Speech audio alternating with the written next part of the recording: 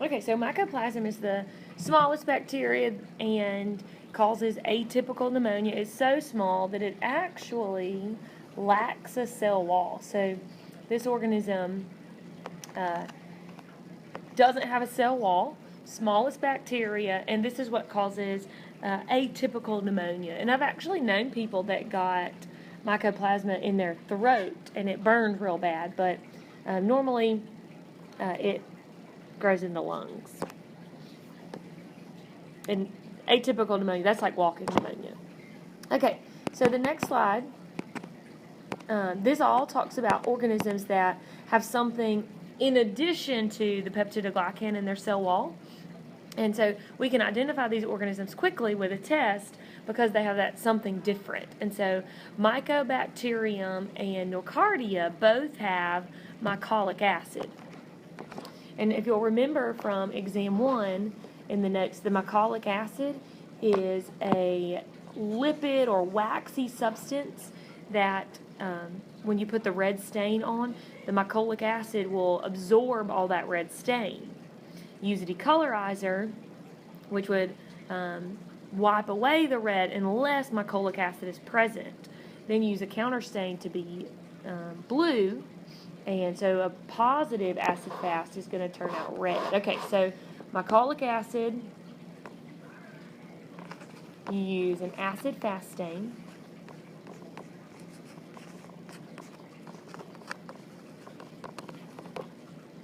Okay, and that's going to test for the mycolic acid,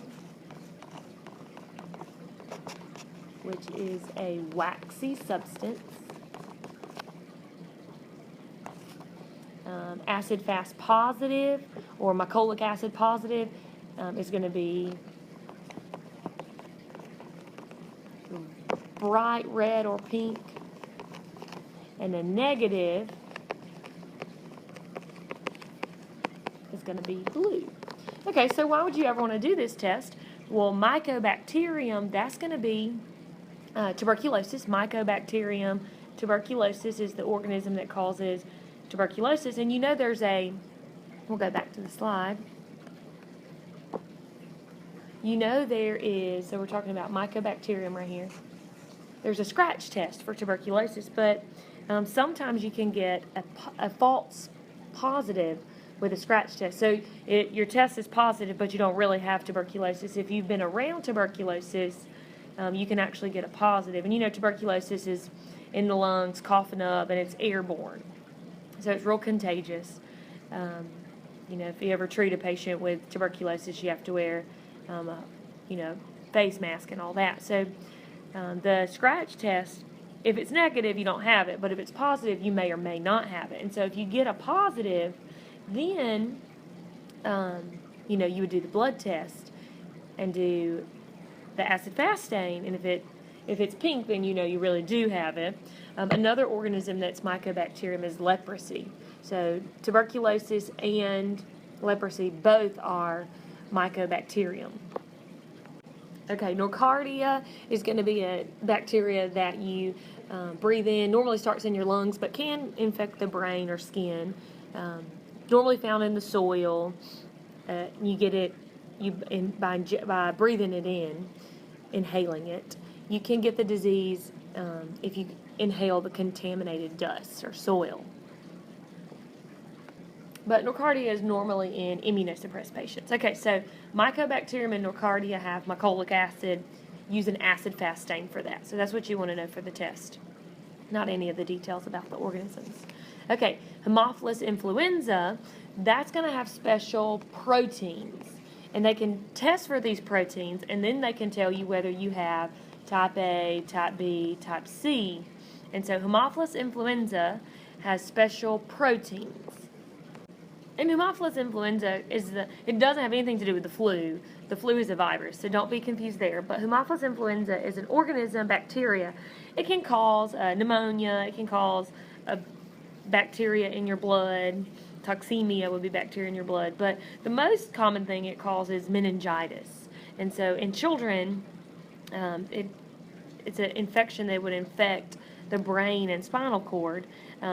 But we have a, next slide, vaccination oh, not the next slide, just the next bullet, the Hib vaccine, and that stands for Haemophilus influenza type B, which would immunize you against the meningitis. And so it's one of the vaccines that every child must have unless they have a religious reason.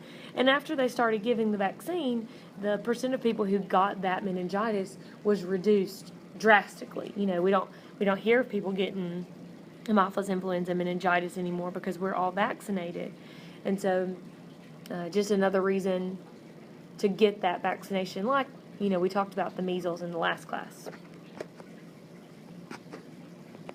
Okay, so you know Haemophilus influenza had proteins. Well, Streptococcus has sugars, or it's called polysaccharides. A polysaccharide is just many sugars put together. And so there's group A, group B, group C, and this Streptococcus is the Lancefield grouping. So you want to know that Streptococcus goes with Lancefields, and it has sugars. Haemophilus influenza on the last slide had protein, so don't get those two confused. I won't confuse you with like group or type on the test, because Streptococcus is group and Haemophilus influenza is type, but you do want to know that Streptococcus is sugars, polysaccharides, and that's Lancefield's grouping. And that's, it says, after the discovery is widely recognized nomenclature system for Streptococcus. Streptococcus is the genus that causes more infections than any other bacterial genus. More types of Streptococcus and more different infections than any of the other ones combined. And so Streptococcus is the main one for infections. And you have, here's just two examples. Streptococcus elagitatus is group B. And so we would commonly call that strep group B. And strep group B is normal flora in the vaginal tract and the intestines of healthy adults, but it can be passed to a mother. It can be passed to an infant during delivery, and so it can cause an infection in the baby. So not normally something you worry about with adults, but more so with children. You know, early onset, you get it, find out when you have it, really, 7 days or less in life. Okay, so Streptococcus pyogenes, that's group A, so strep group A, that's what we commonly call strep throat, the organism that manifests in the throat and feeds, flesh-eating, feeds on the throat.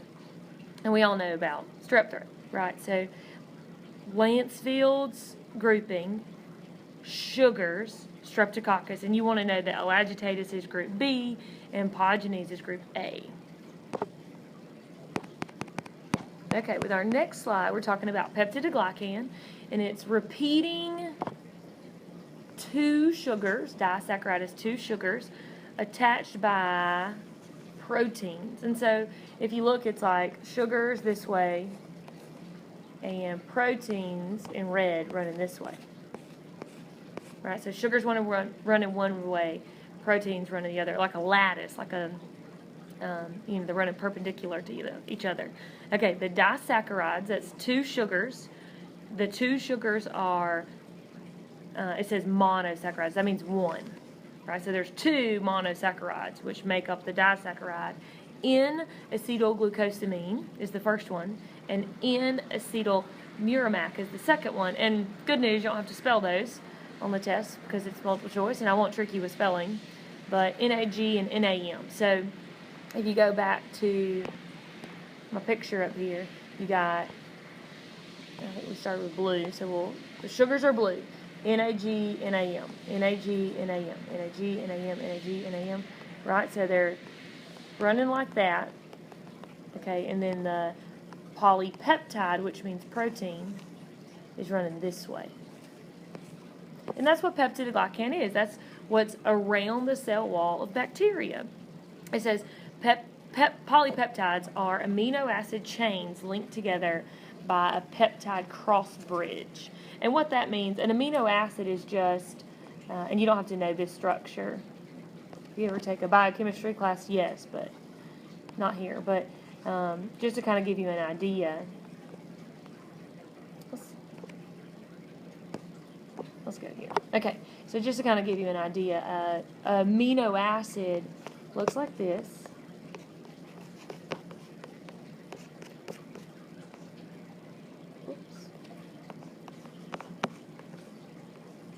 Okay, and then there's going to be something bonded down here just to make it easy. We'll put a C, but this one could be one of 20 different things. And so that's an amino acid. Well, a bunch of amino acids bonded together make a protein. And so that's why the amino acids bond together by a bond called a peptide bond. It's a covalent bond that bonds them together. So the amino acids bond together by a peptide bond. And that's why we call a protein a polypeptide, many peptide bonds. And so none of this is on the test. I just wanted to make sure you understood it when you were studying. So this last thing says polypeptides are amino acid chains linked together by the peptide cross bridge or the peptide bonds. And so anytime you see the word polypeptide, that word means protein. And anytime you see saccharide, that's going to mean sugar. So, and here's a picture of your peptidoglycan looking nice. Here we go. You got the purple, pink and purple are the sugars, the NAG and the NAM. And then the, I don't know, green or blue dots, those are the proteins.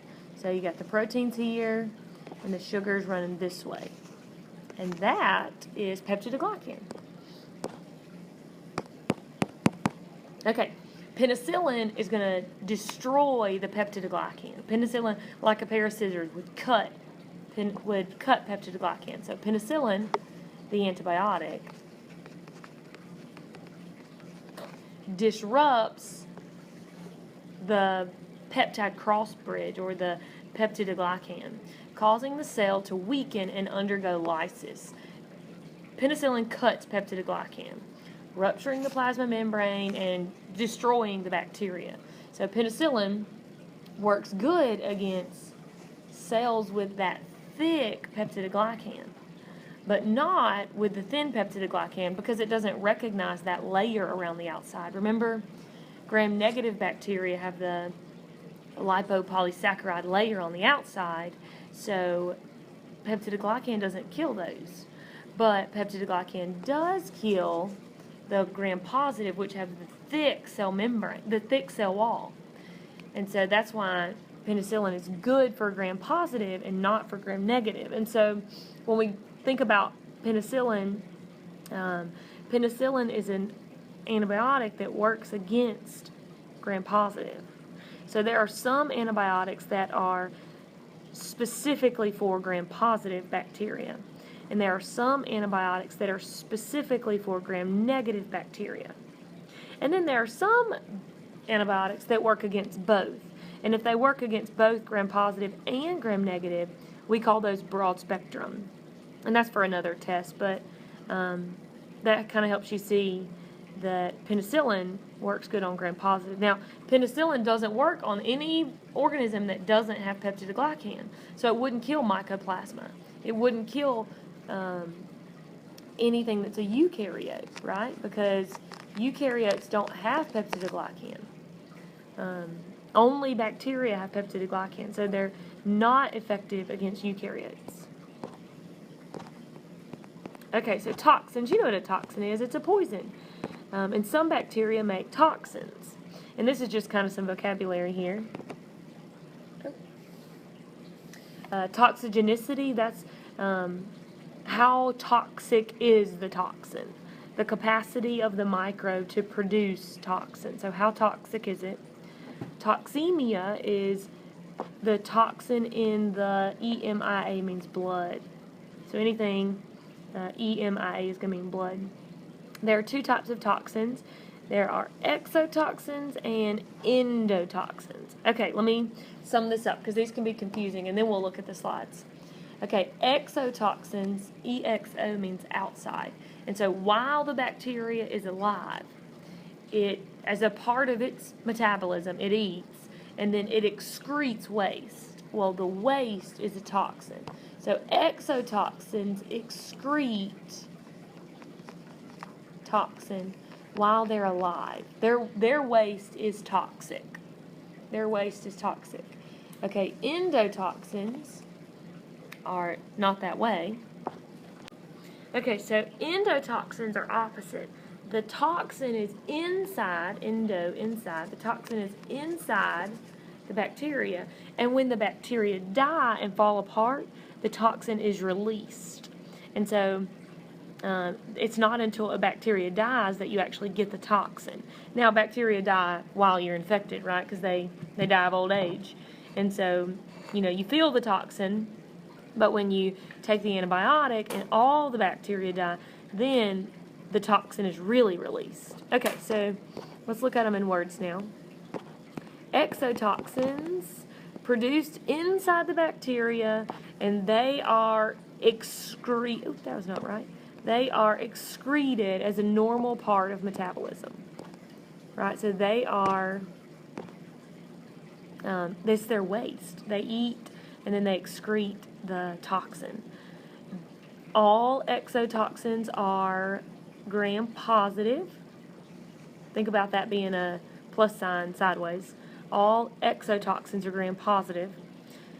They're going to diffuse all through the body, so they go everywhere, all through the body.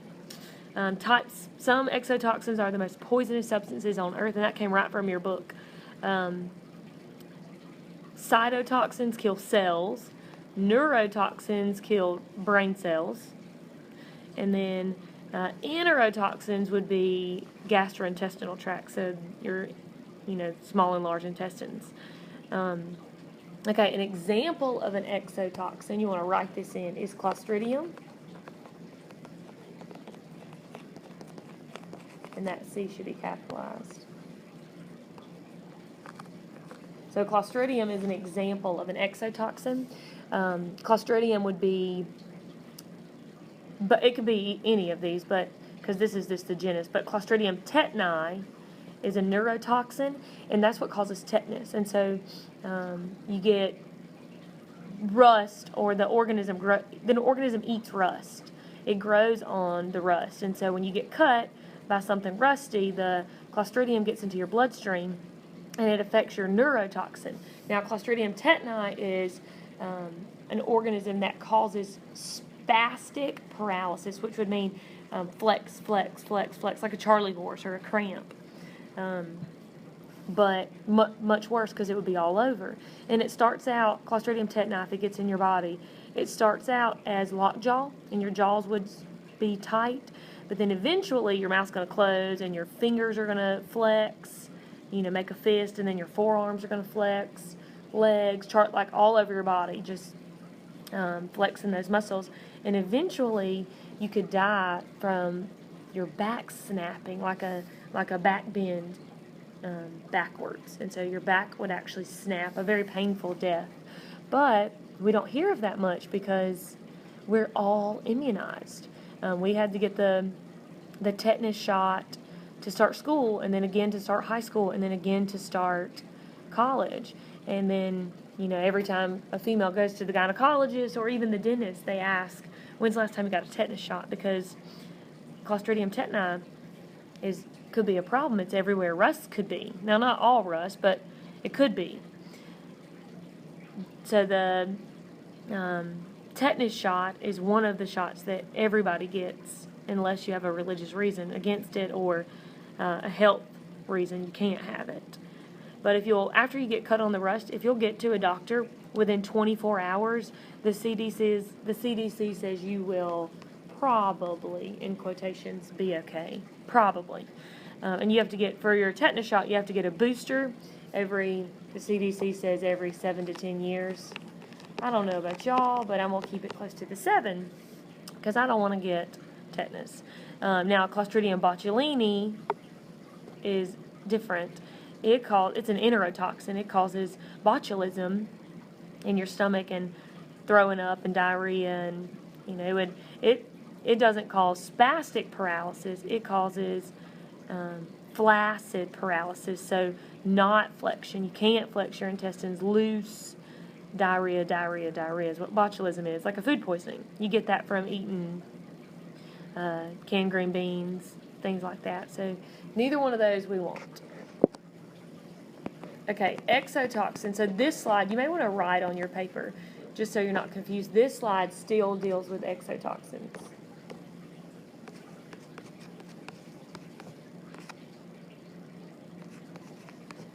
So the exotoxins, your body makes antibodies. So you want to know this whole slide. It's important. Your body makes antibodies called antitoxins, but they don't really work. It says which inactivate the exotoxin and provide immunity.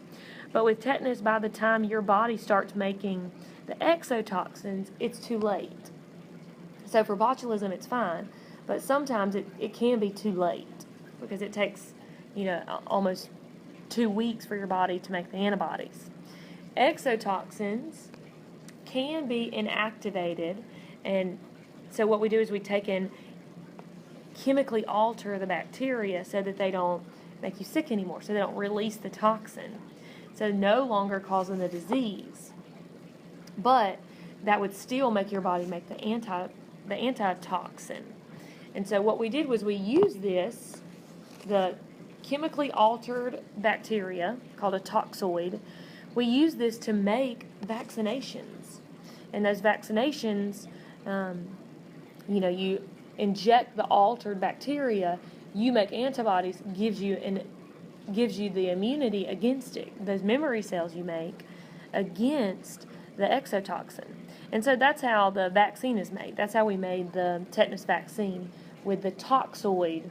So your body will naturally make antitoxins against it, even though you never really got Clostridium tetani.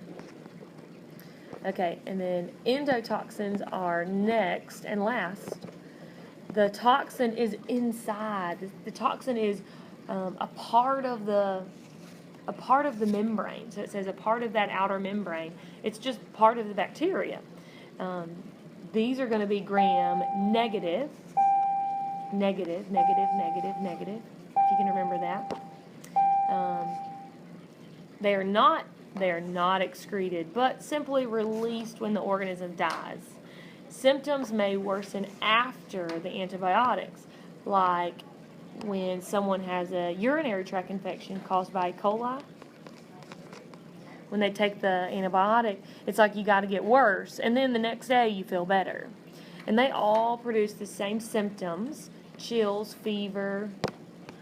So chills, fever, weakness, aches, shocks, and even death. So if you ever let a urinary tract infection go, eventually you'll get a fever and have chills and weakness, and that's when you should have already gone to the doctor. So you need to go quickly, because UTIs can actually be fatal if you don't take care of them, because the infection will get into the blood. But that's just with an E. coli UTI. Other organisms can cause UTIs. Okay, and then this is all about the endotoxin. Endotoxins are caused by gram negative.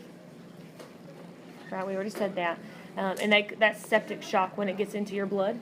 Endotoxins may also make your blood clot, and that's called disseminated intravascular clotting, usually abbreviated DIC. And what it does is it kills the tissue. And so if you were to have an endotoxin, the toxin could make you go into liver failure or and just kill tissue. So it says there are no antitoxins, but over there goes tissue death right there. So it may kill tissue, cause problems there. Antibodies are produced, but they don't work. The antibodies don't work. So antibodies are produced, but do not counter the effect of the toxin, and could even make you worse. So make sure you know that the antitoxins are only for exotoxins. Antibodies are produced, but they're no good. So make sure you understand that. And then the DIC goes with endotoxins and septic shock. All right, I hope that was helpful.